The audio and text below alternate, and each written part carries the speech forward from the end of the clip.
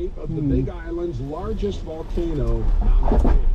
That will be the peak on the left, and its summit is 70 miles from us. The Big Island's other monster-sized volcano Thank you. is the It can be seen, it is to the right of the Mount Kula. Kilauea is at the complete opposite end of the Big Island. Because of the way the islands are formed, we're looking at the oldest part of the Big Island. I've got my fingers crossed that visibility is good today.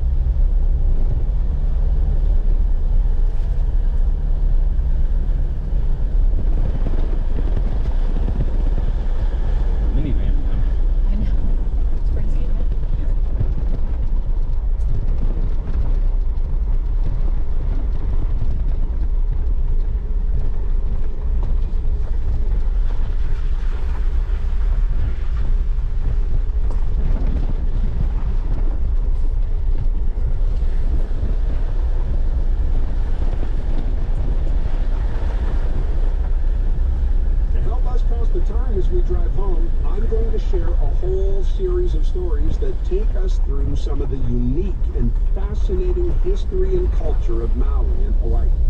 We've seen some amazing sights today, and we've had just a few brushes with ancient and modern Hawaiian culture. My hope is that by taking you through the timeline of Hawaiian history, you'll enjoy your visit here even more. I'll try my best to keep it entertaining too. Yes, that means very few dad jokes. I'll say right up front that I do not claim to be an authority on all things Hawaiian. If we have any expert Hawaiian contact refers to the time before Captain James Cook was credited as being the first non-Hawaiian to discover the Hawaiian Islands. Hawaii's path and culture changed dramatically from that pivotal time, as you'll hear. So, let's begin with pre-contact. As the Hawaiians' pre-contact culture had no written language, most of the history has come from verbal chants passed down from generation to generation. This helps us create a timeline of important events, major battles, and family trees. The greatest of all oral history chants from ancient Hawaii is the Kumulipo, or the creation chant. The Kumulipo is like the Genesis is to Christians, describing the origin of the universe and man from a time of darkness and moves on to creation of light and gods. It describes man's relationship with animals and plants, the earth and gods, and it provides a lineage for Hawaiian royalty to trace the sail from Hawaii to Tahiti, and then turned around to complete Tahiti to Hawaii, all without modern navigation. What an amazing feat, and proof of the theory of how the Hawaiian Islands may have been settled. When the Hokulea and its crew arrived in Honolulu in 1976, you can only imagine how huge the crowd was there to greet the voyagers.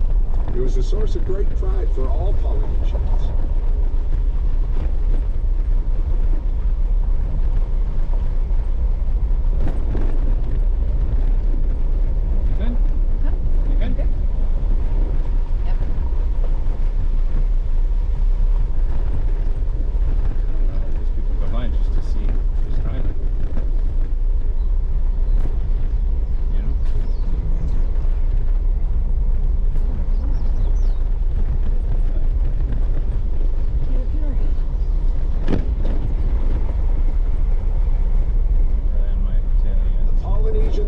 Society proved that it's plausible that Hawaii could have been reached and settled by Polynesians from Marquesas, and the first wave arrived around 400 AD.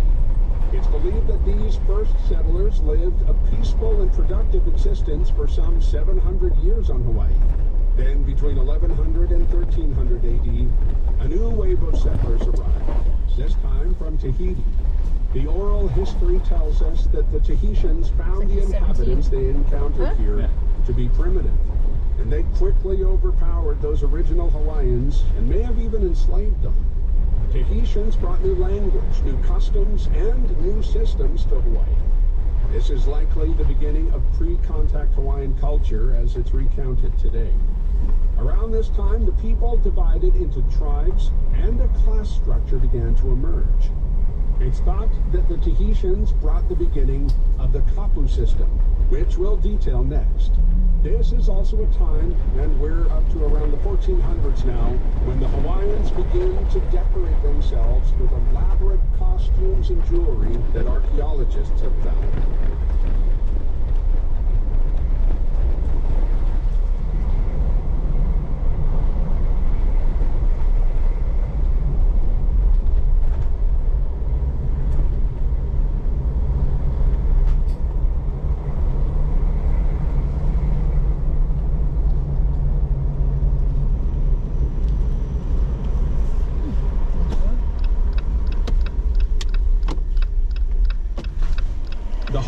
Developed a system of law known as the kapu system. Kapu is a Hawaiian word that, when used today,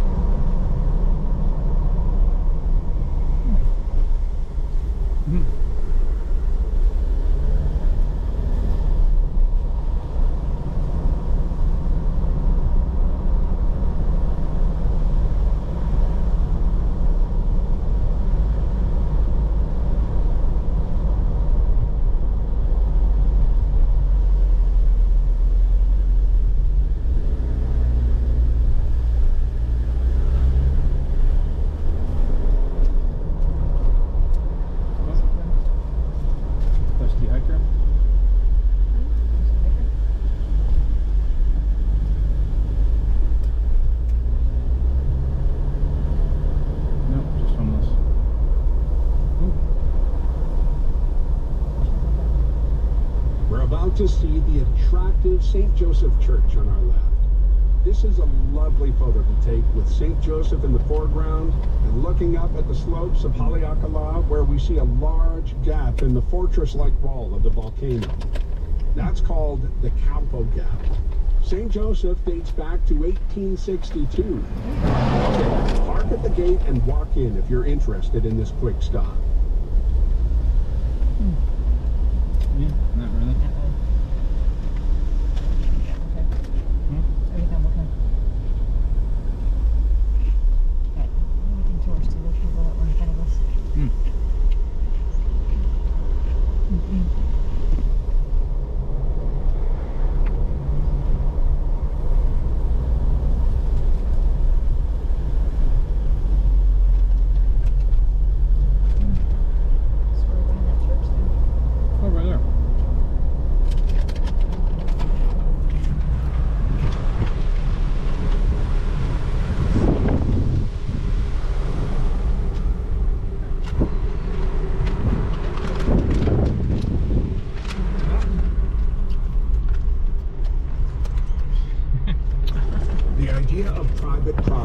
Was not a part of Native Hawaiian society.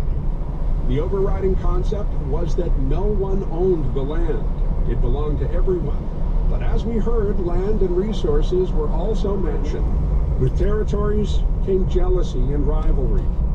Sometimes different tribes were in warfare with each other. Each island had elites, each responsible for their section or moku of the island. And the island had its own elite. The supreme chief for the whole island, but there was no single ruler over all of Hawaii. Before any Europeans had encountered the Hawaiian Islands, one of the most revered chiefs on Maui was Pi'ilani. He lived in the 14th century and was believed to be the 130th generation descendant of Wakea, the god of light. Pi'ilani's birth has a story that may seem a little bit strange to us.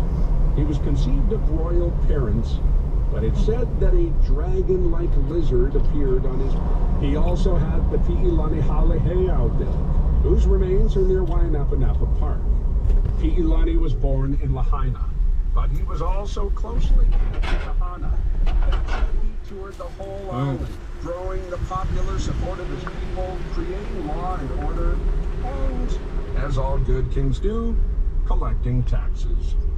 Oral history tells us that Pi'ilani's reign heralded the golden age of Maui, a time of 250 years when Maui was prosperous, productive, and peaceful.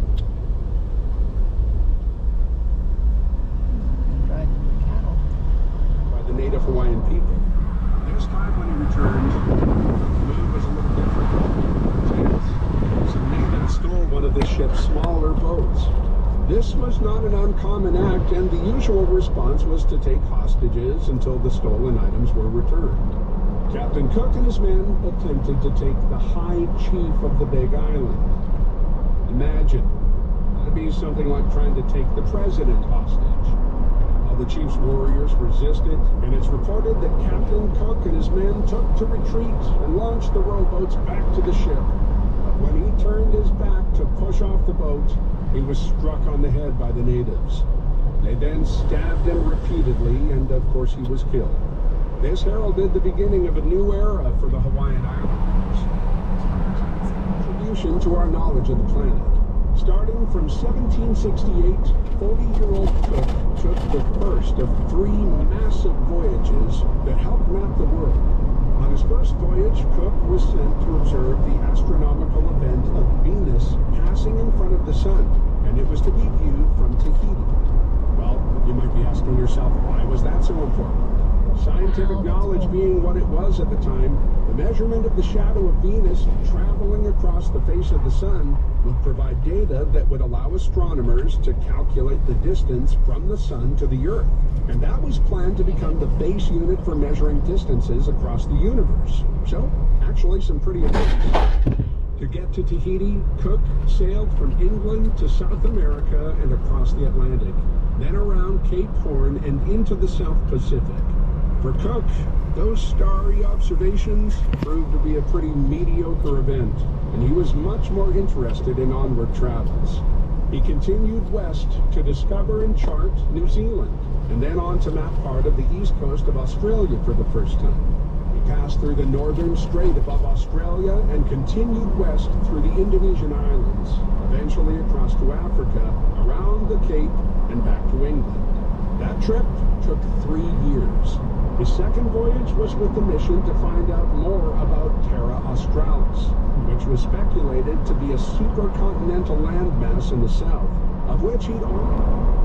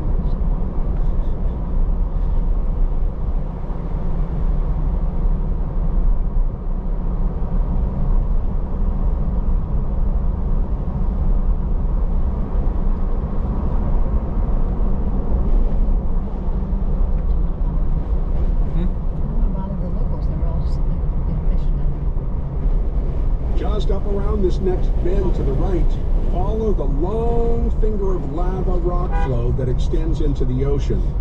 You should be able to spot a pretty good sea arch in that rock. If you'd like to stop, there is some space after the bridge, but then you'll have to scramble across the rocks just a little bit. It's not highly recommended, as we most likely enjoyed great views of the sea arch back at Wainapanapa. This area is called Huakini Bay, and its beach is mainly black rocks. On any normal day, the ocean and beach. Pretty wild here, and a little too rough for swimming. Not even the Hawaiians are tempted here.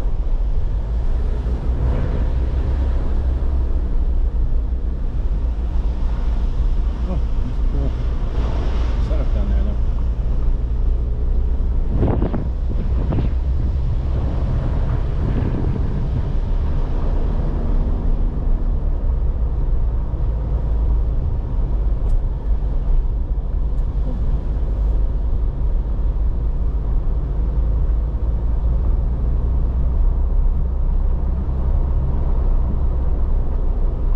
After Captain Cook put the Sandwich Islands on the map, other ships started to visit, and Europeans had also become caught up in the Hawaiian warfare.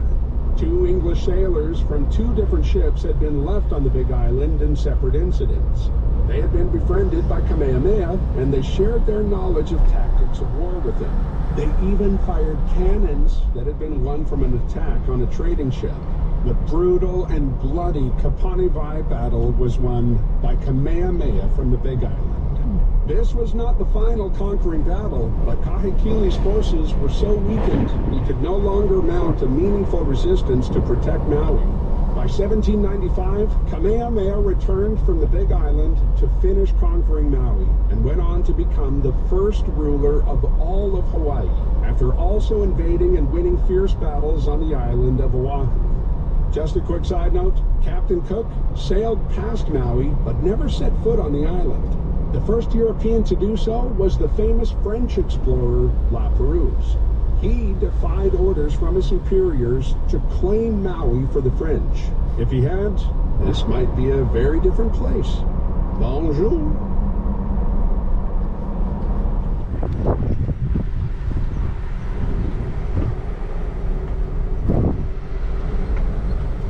This bridge takes us over the Manawanui Gulch. You can tell it's an unstable area by the amount of effort to stop rockfall and the engineering effort in the bridge. Mostly the gulch is pretty dry, but it is a place where flash floods starting from the high elevations of Haleakala can rage through, tumbling huge boulders along the way. There's quite a large pullout on the left after we drive through the rock cut and we climb out of the gulch. There we can pull over and peer back into this gouge in the mountain. It might feel like we've gone too far, but you'll see it.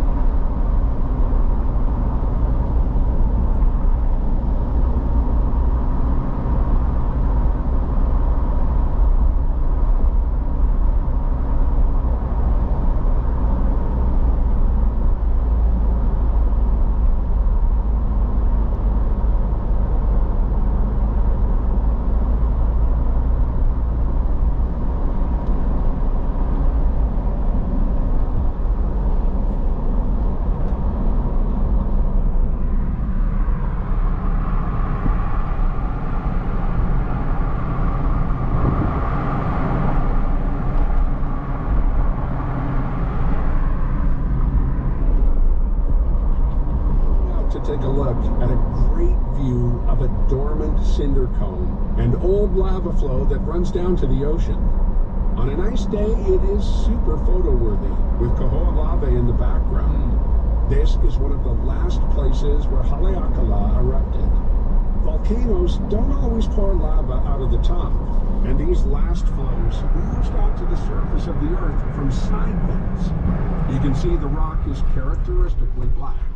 We'll be looking down to Laperouse Bay, which was reshaped by the last flow, estimated to have occurred sometime around...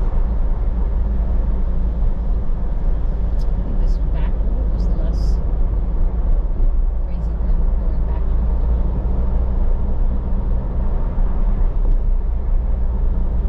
I mean, I guess there's a lot of cars on it.